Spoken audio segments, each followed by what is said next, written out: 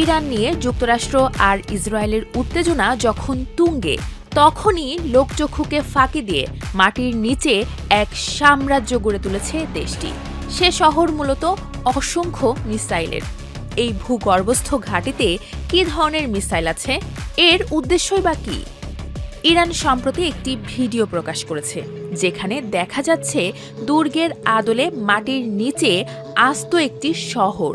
সেখানে সড়কের মতো আঁকাবাঁকা সুড়ঙ্গ, তার দুপাশে থরে থরে সাজানো ক্ষেপণাস্ত্র, একটি দুটি নয়, শখানেকেরও বেশি। সেই ঘাঁটির ভিডিও ধারণের সময় উপস্থিত ছিলেন ইরানের সশস্ত্র বাহিনীর chief of staff Mohammad Bagheri. সঙ্গে ছিলেন ইসলামিক রিভলিউশনারি গার্ড কর্পস IRGCর অ্যারোস্পেস ফোর্সের কমান্ডার আমির আলী হাজিজাদে। ফুটেজে কয়েকটি স্থানীয়ভাবে তৈরি ক্ষেপণাস্ত্র দেখা গেছে, যেমন এমাদ, যা 2000 কিলোমিটার দূরে আঘাত হানতে সক্ষম।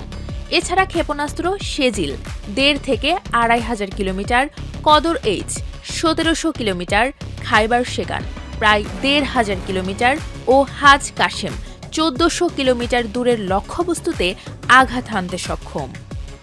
ইরানের সশস্ত্র বাহিনীর চিফ অফ স্টাফ মোহাম্মদ বাঘেরি বলছেন, ইরানের লোহার মুষ্টি আগের চেয়ে অনেক বেশি শক্তিশালী।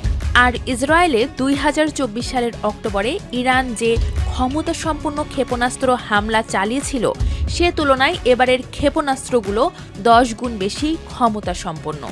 ক্ষমতার ভারসাম্যে শত্রুরা নিঃসন্দেহে পিছিয়ে পড়বে বলে দাবি মোহাম্মদ বাঘেরির। গত বছরের এপ্রিলে প্রথমবারের মতো ইসরায়েলে হামলা চালিয়েছিল ইরান। প্রায় 300 ড্রোন ও ক্ষেপণাস্ত্র ছুড়েছিল। এরপর অক্টোবরে ছুড়েছিল প্রায় 200 ব্যালিস্টিক মিসাইল। যদিও নিজেদের শক্ত আকাশ প্রতিরক্ষা ব্যবস্থার কারণে সেসব হামলার অধিকাংশ প্রতিহত করেছিল ইসরায়েল। চলতি বছর ইরানের উন্মোচন করা চতুর্থ ভূগর্ভস্থ ক্ষেপণাস্ত্র ঘাঁটি এটা। দেশটির দাবি, তাদের এমন শত শত ঘাঁটি আছে। এর আগে 10 জানুয়ারি আরেকটি ভূগর্ভস্থ ক্ষেপণাস্ত্র শহর উন্মোচন করেছিল IRGCর অ্যারোস্পেস ফোর্স। মাটির নিচের এই ঘাঁটিতে স্বল্প, মাঝারি ও মধ্যম পাল্লার ব্যালিস্টিক মিসাইল সংরক্ষণ, রক্ষণাবেক্ষণ ও উৎক্ষেপণের সুযোগ রাখা হয়েছে। তবে ঘাঁটিগুলো কোথায়, এগুলোর সংখ্যা কত, তা সম্পূর্ণ গোপন রাখা হয়েছে।